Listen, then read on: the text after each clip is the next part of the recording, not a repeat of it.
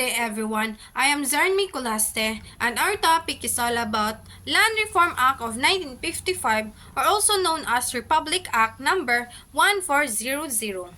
So in this report, you will learn about the importance of the creation of land tenure administration, determining the loopholes of Land Reform Act of 1955, and make a process map for land tenure administration on how to act on the petition.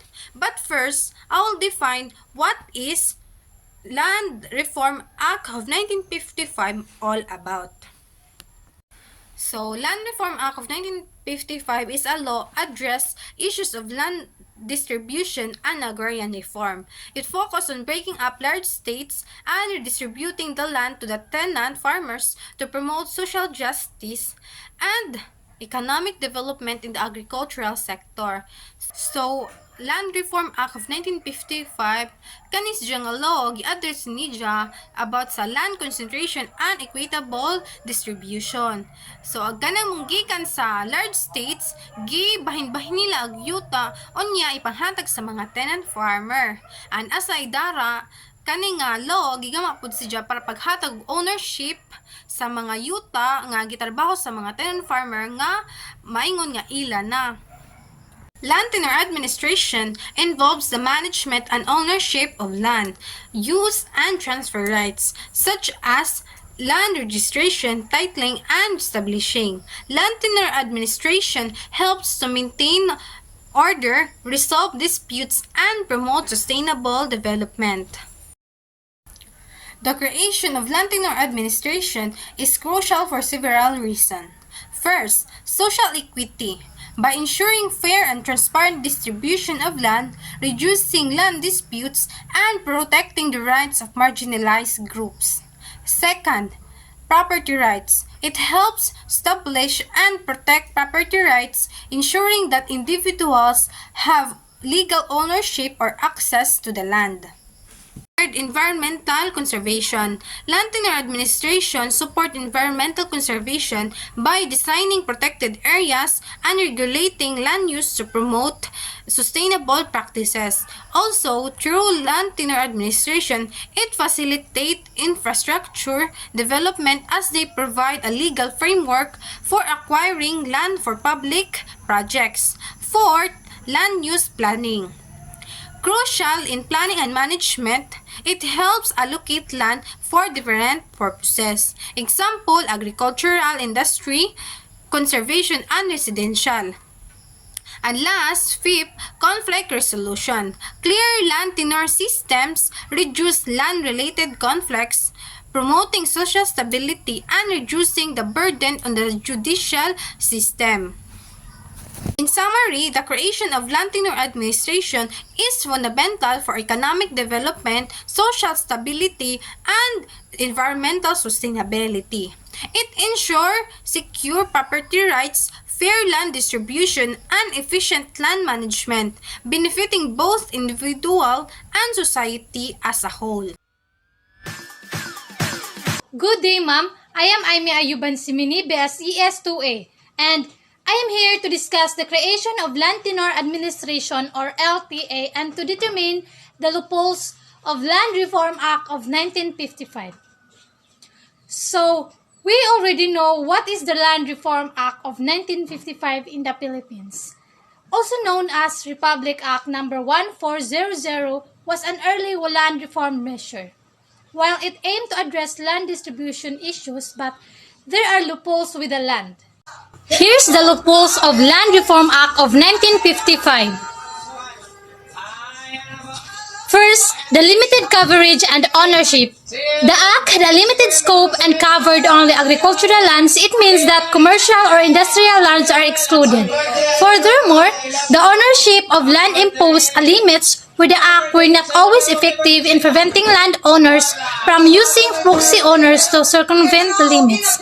So like for example, paghatag sa temporary sa rights sa lease nga maoy mananam, magkuan sa animals, so na sila limits nga asa ra sila taman or pila ra ka tuig or pila ra ka buwan sila nga naay right nga mananam og muanda nag animals sa ilahang kasabutan sa landowners.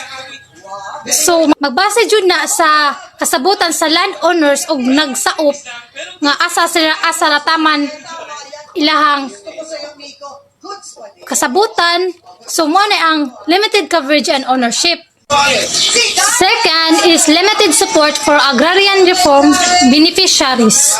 The Act did not provide sufficient support for beneficiaries in terms of access agricultural inputs and assistance, and this limitation hindered the success of land reform for those who receive land. So like for example, kuwang silang support sa mga abono, mga kagamitan. So like for example kanang irrigation, so dako man jud nagkatabang, so limited ra ang matabangan or masuportahan. Third is tenancy arrangement. Some landowners converted their lands into leasehold arrangement to circumvent redistribution, and this practice was not effectively addressed by the Act.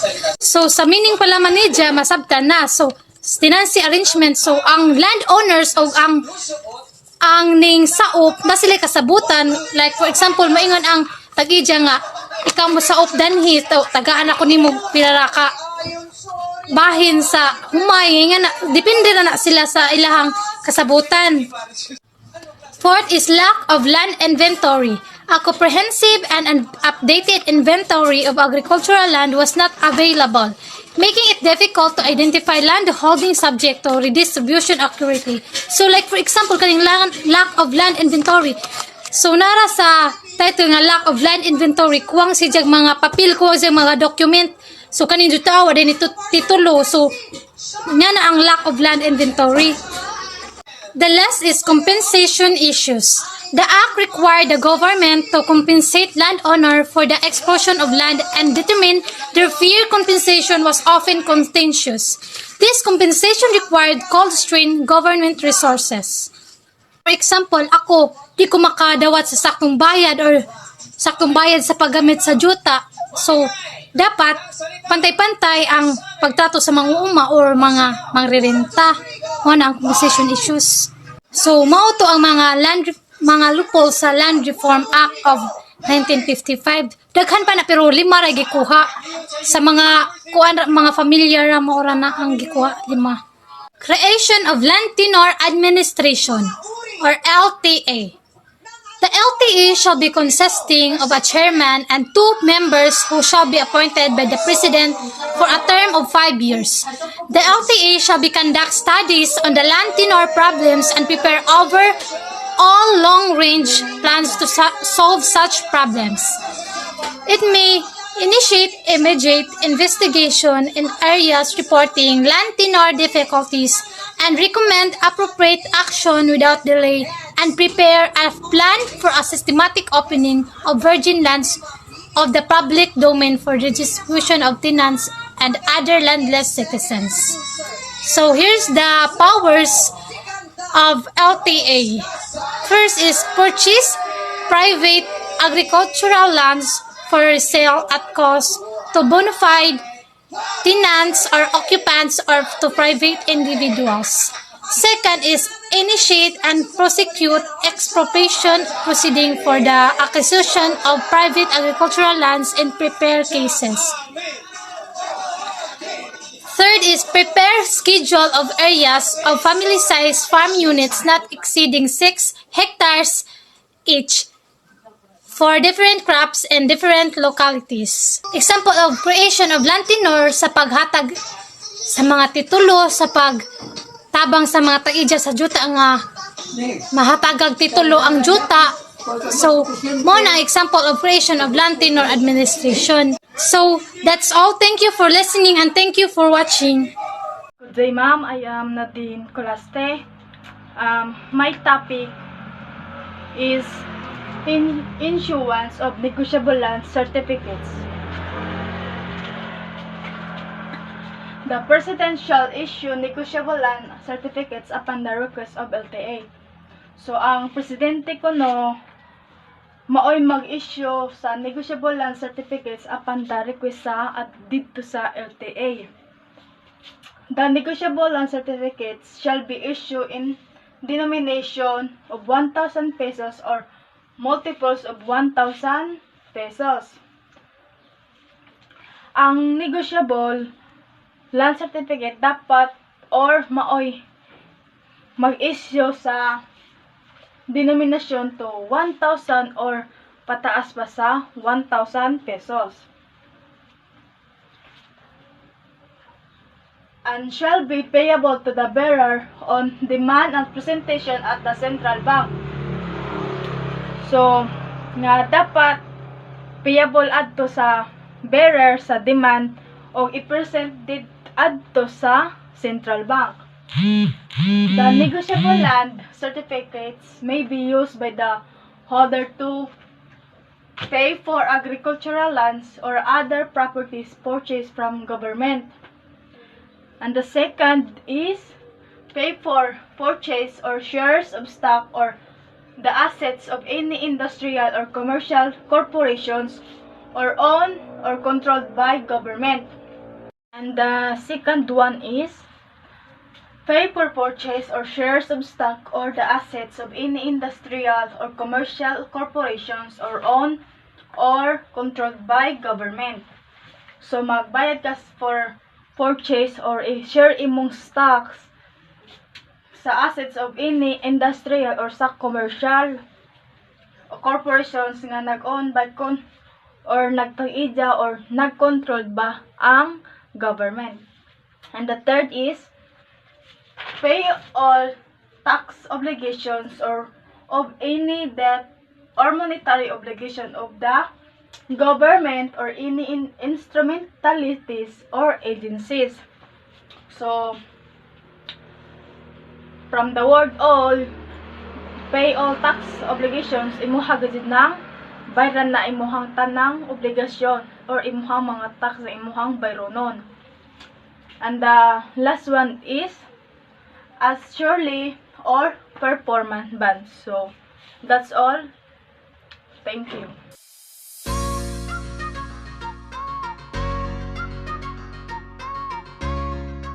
I am Joseph Evangeline from this ES CRM2A, and today I will going to report my topic about process map for land tenure administration on how to act on the petition. In creating a comprehensive process map for LTA petition, it has multiple steps can vary depending on the specific legal and legal administration on. So here are the simplified process map. Number 1 is receipt of petition, 2 petition verification, 3 initial review, 4 notice on the receipt, 5 documentation and record making, 6 land investigation, 7 public notice, public consultation, decision making and issuance of decision.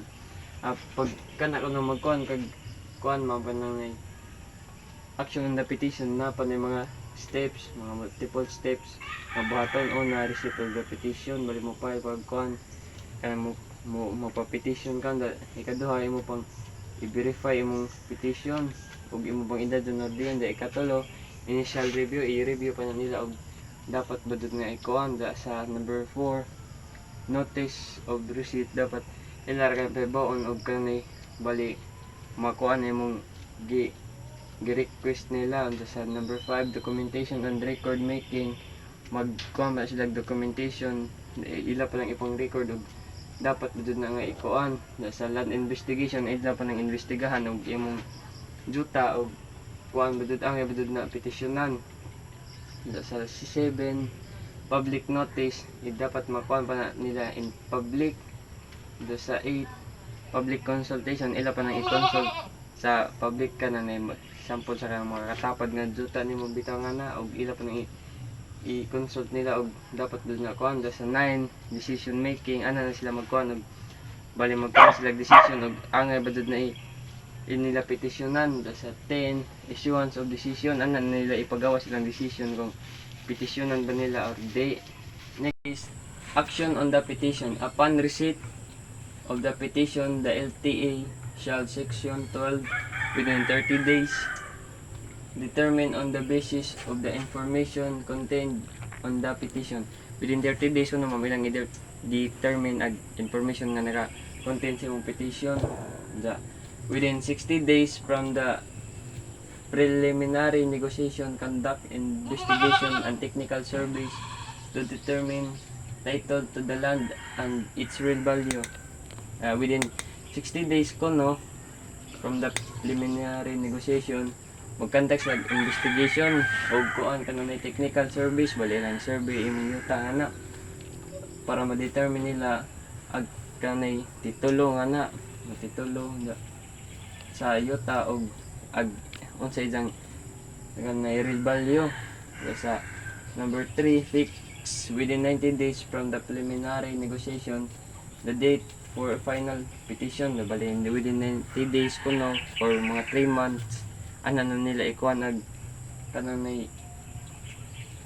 final petition na bali ana na siguro mo kuan og kanang ilang pagawas ag ilang decision ug ang ibadod nga mapetisyonan na. Conclusion, this map process serves as general guide for LTA in response to a petition. Note that actual process may be more complex and vary based on local laws and regulations. Bali kuan pa kuno inig magkuan kag petition na hassle pa dun na daghan pa nag mga parehadari dagang mga various steps. Then inig kuan na napanay mga sundon nga adlaw within 30 days nga na 60 days nga antod maabot og 90 days mo na kanang 90 days ano na bali issue nila og ag imong petition ano nila aksyonan og ilab din ang petitionan or dili. Good day everyone, my name is Archie Bernales. I'm going to explain the payment section 14. Section 14 of the negotiation for the perhaps of agricultural and outlines the payment terms. The administration has the option to pay with entire perhaps price using land and certificates or combination of illegal tender of land certificates. However, the amount of paid in legal tender should be not exceed of 50% of the total perhaps price. Additional, there provision for the landowner to pay through bidder or exchange using government-owned residential or commercial or industrial land, subject to a mutual agreement between the participants or involved. Payment section 14 is typically outlines the specific how payments are to be made or including details such as accepted payment method, due dates and penalties for late and payments, and any other relevant financial terms. Example of payment section 14.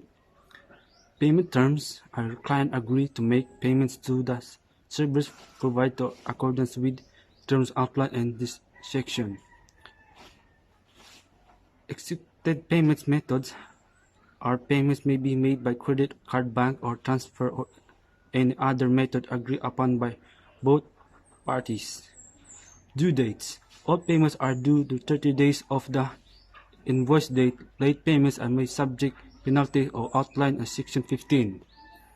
Penalties for late payments. A late fee of 5% of the overdue amount will be charged for payments reserved after due date. Currency. All payments shall be made in a currency specified in the voice. Right to suspend services. If the event is non-payment or service provides reserves the right to suspend services until outstanding payments are received.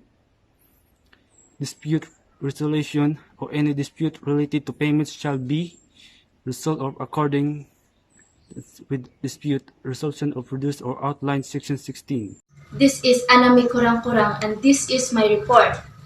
Expropriation of private agricultural lands, section 16. When proper, the administration may initiate and prosecute expropriation proceeding for the acquisition of agricultural land subject to the provision of section 6 paragraph 2. Ang pasabot danhi is kanang pagsugod o pagkiha sa pag-ilog sa mga proseso sa pag-angkon sa agricultural land subject. Then proceed na ta. Number 1, continues to refuse to sell after all efforts have been exhausted by the administration to negotiate for its purchase, or that the land owner is willing to sell under Section 11 and 12 but cannot agree with the administration as to the price and or the manner for its payment. Section 17. Petition. The petition in case the landowner refuses to sell shall be filed in the manner and form to be prescribed by the administration. Section 18. Position of the land procedure. The administration, after commencing the expropriation suit, may take immediate possession of the land upon deposit with the court which has acquired jurisdiction over the expropriation. Ang pasabot danhi is nagsugod sa pag-ilog, ilisan or mahimong kwaon diha-diha dayon sa panag-iya nakuha sa jurisdiction over the expropriation. And then thereafter, the procedure in the rules court with respect to eminent domain proceedings shall be followed. Section 19. Payment. It shall be paid wholly in cash unless the landowner chooses to be paid wholly or partly in the land certificate, in which case Section 15 shall apply. That's all. Thank you. Prohibition against alienation. Upon the filing of petition referred to in Section 12 and 16, the landowner cannot alienate any portion of the land covered by such petition except in pursuance of the provision of this Act, and no ejectment proceedings against any tenant or occupant of the land covered by the petition shall be instituted or prosecuted until it becomes certain that the land shall not be acquired by the administration. Prohibition against alienation typically refers to legal restriction or regulations that prevent or limit the sale, transfer, or disposal of certain types of land or property.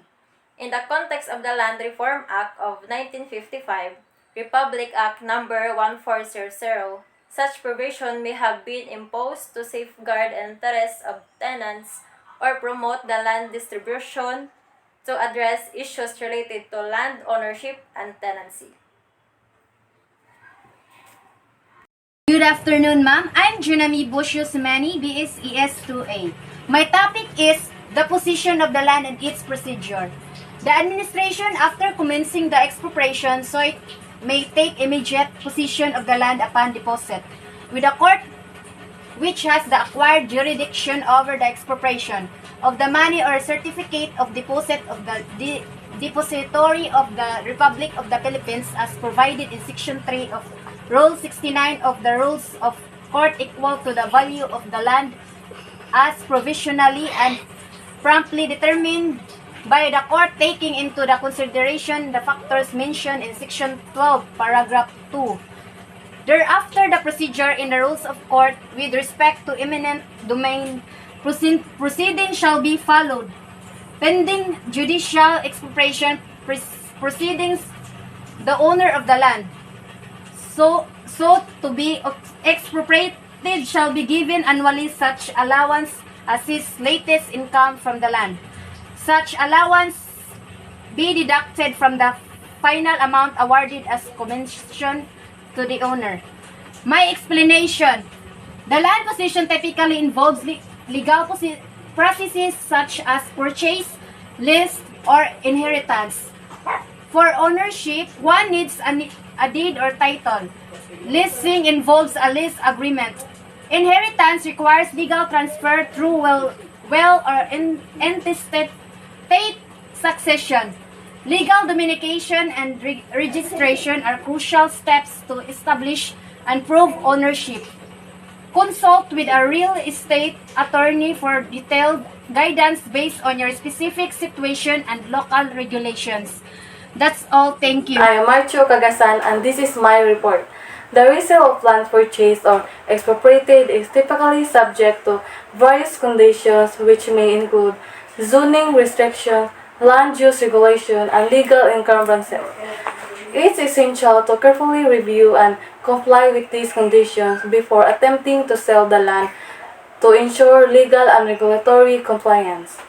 Consulting with the real estate attorney or local authorities can prove specific guidance based on the jurisdiction and circumstance involved. Ang pagbaligya pag-usab sa mga yuta nga gipalit o gikuha usbo sa kondisyon magpasabot nga kung ang mga yuta nakuha or gikuha pinaagi sa mga adunay piho nga kondisyon nga gilakip sa ilang pagbaligya. Sa konteksto nga imong gihatag, ang kondisyon nagtino nga akini nga mga yuta dili mahimong bahin-bahinon, ibaligya or ibalhin o mabutang kung wala pagtugod gikan sa administrasyon.